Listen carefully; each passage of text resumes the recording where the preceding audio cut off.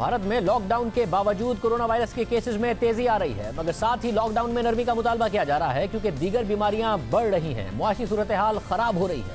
अब तक भारत में 82,834 केसेस सामने आ चुके हैं। अमवात की तादाद 2,657 है और अब तेजी से केसेस सामने आ रहे हैं। रोजाना 3,000 से ज्यादा केसेस रिपोर्ट हो रहे हैं। सवाल उठ रहा है कि भारत ने लॉकडाउन भी लगाया और इस लॉकडाउन को 50 दिन भी हो गए, मगर फिर भी कोरोना वायरस काबू में नहीं आ रहा। मगर अब भी सूरत हाल वैसी नहीं जैसी यूरोपीय ममालिक, खासतौर पर अमेरिका और बरतानिया में है, उतनी खराब नहीं है। मगर अब लॉकडाउन की वजह से भारतीय मईशत दबाव में आ गई है। ब्लूमबर्ग के मुताबिक 40 साल में पहली दफा भारतीय मईशत सुकड़ेगी। इसके अलावा लॉकडाउन की वजह से भूख और दीगर बीमारियों में इजाफा हो रहा है। बिगड़ती हुई मुआशी सूरत हाल की वजह से हुकूमत पर दबाव बढ़ रहा है कि वो लॉकडाउन में नरमी लाए। हालांकि कोरोना वायरस के केसेस में मुसलसल इजाफा हो रहा है। अगले हफ्ते तवक्को है कि भारत के मुख्तलिफ इलाकों में पाबंदियों में नरमी लाई जाएगी और खदशा है कि जैसे ही नरमी आएगी, लोग बाहर निकलेंगे तो कोरोना वायरस तेजी से फैलेगा। भारतीय हुकूमत का दावा है कि अगर वो फौरी तौर पर लॉकडाउन का फैसला ना करती तो 15 अप्रैल तक मुल्क भर में 8,20,000 अफराद कोरोना वायरस से मुतासिर हो जाते। पाबंदियों की वजह से कोरोना वायरस का फैलाव कम हुआ है। भारतीय वजीर सेहत के मुताबिक लॉकडाउन में कोरोना वायरस के फैलाव को रोकने में मदद मिली। जब लॉकडाउन का आगाज किया उस वक्त 2 से 3 दिनों में केसेस डबल हो रहे थे, दुगने हो रहे थे। अब 12 दिनों में दुगने हो रहे हैं। ब्लूमबर्ग के मुताबिक भारत में कोरोना वायरस से मुतासरा अफराद की तादाद दीगर ममालिक के मुकाबले में कम है, मगर भारत की वसी आबादी की टेस्टिंग में ताखीर से सवाल उठ रहा है कि कोरोना वायरस के हवाले से हुकूमती इदाद-ओ-शुमार दुरुस्त भी हैं या नहीं। मगर अब हुकूमत पर दबाव बढ़ रहा है कि वो लॉकडाउन में नरमी लाए, क्योंकि गुज़िश्ता महीने 142 मिलियन यानी 12 करोड़ से ज्यादा अफराद को नौकरियों से निकाल दिया गया। इसके अलावा भारतीय कंपनियों की कारकर्दगी गुज़िश्ता 10 साल के मुकाबले में बदतरीन हो गई है और सूरत हाल से निपटने के लिए भारतीय हुकूमत ने 265 अरब डॉलर्स के पैकेज का ऐलान किया है ताकि मईशत को सहारा दिया जा सके, यानी अपनी मईशत के 10% का पैकेज अनाउंस किया है, जो अमेरिका के बाद मईशत के साइज के हिसाब से सबसे बड़ा पैकेज कंसीडर किया जा रहा है। मईशत के साथ साथ लॉकडाउन की वजह से दीगर बीमारियां बढ़ रही हैं। मुंबई में सूरत हाल तेजी से खराब हो रही है। भारत में सामने आने वाले 20% केसेस और 25% अमवात सिर्फ मुंबई में हुई हैं। मारूफ अमरीकी अखबार न्यूयॉर्क टाइम्स के मुताबिक मुंबई के अस्पताल मरीजों से भरे हुए हैं। डॉक्टर्स का कहना है कि मुंबई की सबसे बड़ी दुश्मन उसकी गुंजान आबादी है। शहर में कच्ची आबादियां फैली हुई हैं जहां सोशल डिस्टेंसिंग पर अमल करना मुश्किल है। एक कमरे में 8-8 लोग रहते हैं। घरों की छतें लोहे की शीट से बनी हुई हैं। गर्मी में उन घरों में रहना मुश्किल हो जाता है और लोग गलियों में निकल आते हैं।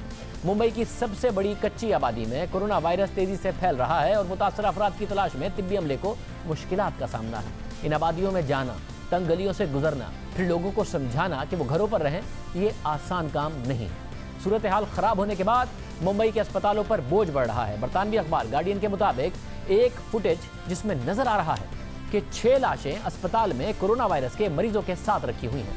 ये फुटेज भारत में निज़ाम सेहत की कोरोना वायरस से निपटने की कोशिशों को बेनकाब कर रही है। ये फुटेज मुंबई के एक अस्पताल की है। इस फुटेज में न सिर्फ लाशें मरीजों के साथ रखी गई हैं, बल्कि नजर आ रहा है कि मरीजों के साथ उनके रिश्तेदार भी वार्ड में घूम फिर रहे हैं। इस वीडियो के बाद भारत में खौफ व हिरास फैल गया।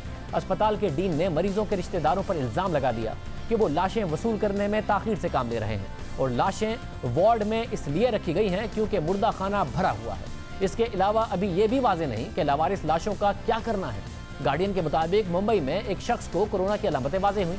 उसके घर वाले 2 अस्पतालों में लेकर गए, मगर उसे दाखिल नहीं किया गया क्योंकि उन अस्पतालों में जगह नहीं थी। बाद में उसे एक अस्पताल में जगह मिली, मगर उसकी मौत हो गई और पता चला कि उसे कोरोना वायरस था। अखबार के मुताबिक जो वीडियो सामने आ रही हैं उनसे अंदाजा लगाया जा सकता है कि भारत में सेहत की निज़ाम की क्या सूरत हाल है। मगर इस वायरस का मुकाबला करने के बजाय भारत में प्रोपेगेंडा किया जा रहा है। कोरोना वायरस को मुसलमानों से जोड़ा जा रहा है और जाली खबरें फैलाई जा रही हैं। ये तासुर पैदा करने की कोशिश की जा रही है कि जैसे मुल्क की मुसलमान आबादी बाकी आबादी को कोरोना वायरस से मुतासिर करने की कोशिश कर रही है। सोशल मीडिया पर मुसलमानों के खिलाफ कोरोना से मुताल्लिक फेक न्यूज़ की एक लहर चल पड़ी है। जाली खबरों, टीवी चैनल्स और सोशल मीडिया के जरिए मुसलमानों के खिलाफ नफरत फैलाई गई, जिसका असर यह हुआ कि कई इलाकों में मुसलमान सब्जी फरोशों और दुकानदारों से सौदा लेना बंद कर दिया गया। कई रिहायशी बस्तियों में मकामी लोगों ने मुसलमानों के आने पर पाबंदी लगा दी।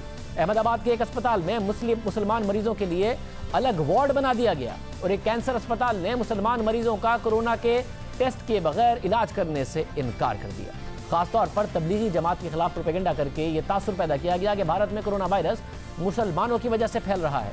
इस हवाले से एक ऑडियो वायरल हुई जिसकी बुनियाद पर भारत में तबलीगी जमात के सरबराह मौलाना साद के खिलाफ एफआईआर भी दर्ज की गई। भारतीय अखबार इंडियन एक्सप्रेस के मुताबिक दिल्ली पुलिस ने मौलाना साद समेत तबलीगी जमात के दीगर 6 रहनुमाओं के खिलाफ एफआईआर दर्ज की और इल्जाम यह लगाया गया कि उन्होंने हुकाम की तरफ से मना करने के बावजूद भी 2000 अफराद का इज्तिमा किया।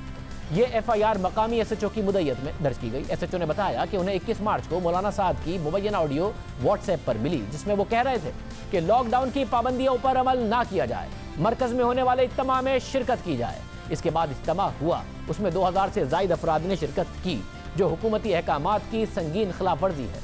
इस ऑडियो की बुनियाद पर एफआईआर दर्ज की गई, मगर अब यह पता चल रहा है कि ये ऑडियो जाली है और मुख्तलिफ मौके पर की गई बातों को जोड़कर बनाई गई है और इतना सारा प्रोपेगेंडा हो गया, अब ये पता चल रहा है। भारतीय अखबार इंडियन एक्सप्रेस के मुताबिक पुलिस ने तबलीगी जमात के एक रहनुमा का लैपटॉप रिकवर किया और उसमें मौजूद तमाम ऑडियो क्लिप्स का जायजा लिया।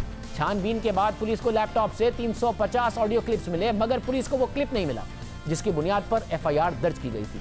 दूसरी तरफ पुलिस को तहकीकात के दौरान पता चला कि वायरल होने वाली ऑडियो मुख्तलिफ क्लिप्स को जोड़कर बनाई गई है। पुलिस ने दोबारा से तमाम क्लिप सुने और फिर इस नतीजे पर पहुंची कि 20 क्लिप्स को जोड़कर यह मुबैना ऑडियो क्लिप तैयार किया गया, जिसके बाद तहकीकाती अफसर ने अपने अफसरान को आगाह किया और क्लिप्स की फॉरेंसिक टेस्ट के लिए कहा। अब ये सवाल अहम है कि किसने एक जाली ऑडियो क्लिप बनाया, फिर उसे सोशल मीडिया पर वायरल किया, फिर जो नेशनल मीडिया है उसने भी उसे उठा लिया, फिर उस पर तबसरे हुए, मुसलमानों के खिलाफ प्रोपेगेंडा हुआ। वायरल होने के बाद इस ऑडियो क्लिप की बुनियाद पर एफआईआर दर्ज हो गई, नफरत फैलाई गई। ना सिर्फ नफरत फैली बल्कि पुरतशद्दुद वाक़यात भी हुए। गुज़िश्ता माह दिल्ली में 22 साला नौजवान महबूब अली को कत्ल कर दिया गया क्योंकि इलाके वालों को शुबा था कि उससे कोरोना है। पुलिस के मुताबिक महबूब अली तबलीगी इज्तिमा से वापस आया तो तिब्बी मुआयने के बाद उन्हें घर जाने की इजाज़त दी गई, मगर जैसे ही वो अपने गाँव में पहुंचा ये अफवाह फैला दी गई कि महबूब अली कोरोना वायरस फैलाने आया है, तबलीगी जमात से आया है, जिसके बाद इलाके के लोग जमा हुए और इस नौजवान की जान ले ली। ये सब भारत में हो रहा है। तो हम एक ब्रेक शामिल करते हैं। अहम मुआशी फैसले हुए आज, उस पर बात करेंगे तफसील से एक ब्रेक के बाद।